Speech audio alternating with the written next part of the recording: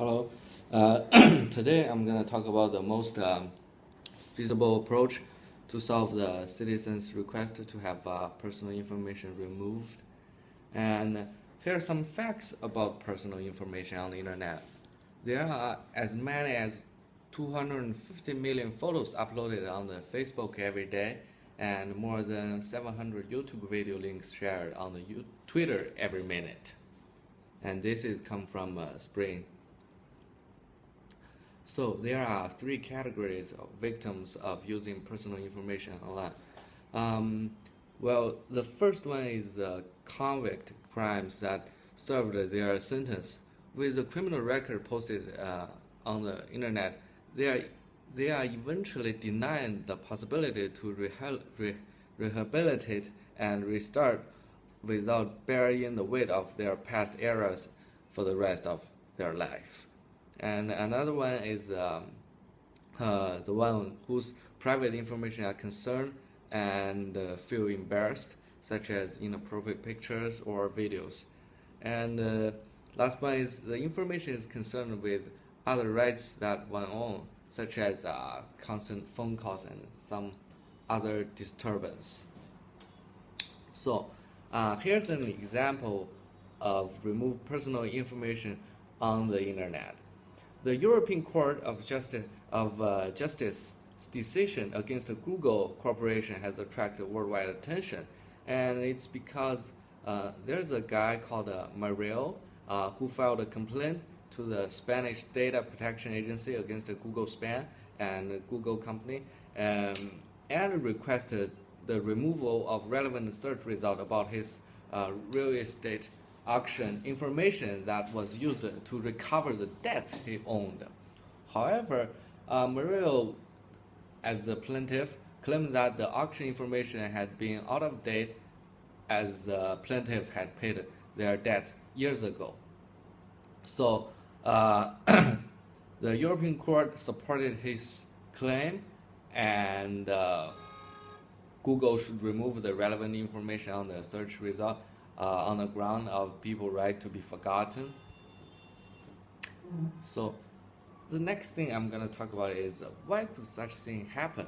Well, searching engines like Google, Yahoo, or Baidu makes the photos, videos, and articles reappear in public even after a quite long period of time.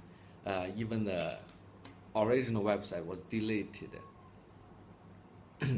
So different regions on such view have next I'm going to talk about the different regions view on such issue.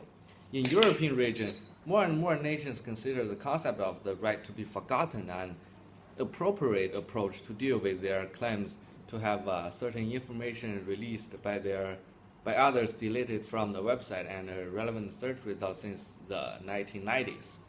However, the United States scholars agree that the information posted on the plaintiff themselves can be removed from the website and the search result.